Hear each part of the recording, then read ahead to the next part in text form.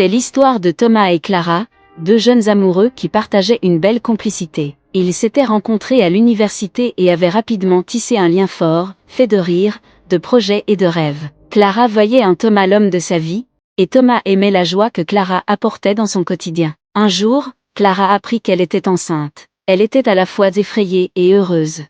Bien qu'il ne l'ait pas prévu, elle voyait cet enfant comme une preuve de leur amour. Avec beaucoup de courage, elle annonça la nouvelle à Thomas. Mais, à sa grande surprise, il ne réagit pas comme elle l'avait espéré. Thomas, lui, n'était pas prêt.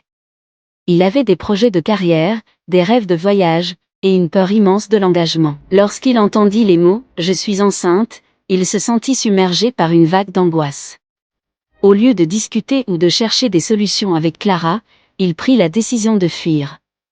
Quelques jours après cette annonce, Thomas quitta Clara, laissant derrière lui un simple mot d'excuse où il écrivait qu'il ne se sentait pas capable d'assumer cette responsabilité. Clara, dévastée, passa des semaines à pleurer cet abandon. Mais elle finit par trouver une force en elle qu'elle ignorait posséder. Elle se raccrocha à l'idée de cet enfant, se disant qu'il méritait tout son amour et toute son attention, même si elle devait affronter cette épreuve seule. Avec le soutien de ses proches, Clara surmonta les mois difficiles de la grossesse. Le jour où son fils, Léo, naquit, Clara comprit que tout valait la peine.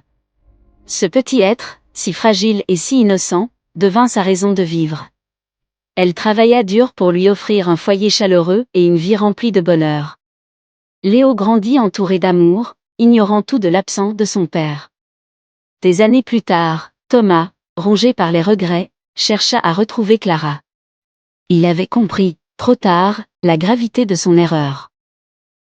Lorsqu'il vit Léo pour la première fois, il fut frappé par une émotion qu'il n'avait jamais connue. Mais Clara, bien qu'ouverte à pardonner, lui expliqua que s'il voulait faire partie de la vie de son fils, il devrait prouver sa sincérité et gagner la confiance de cet enfant. Ainsi commença un nouveau chapitre, où Thomas tenta de réparer les torts du passé. Mais Clara, elle, n'avait jamais cessé d'être forte.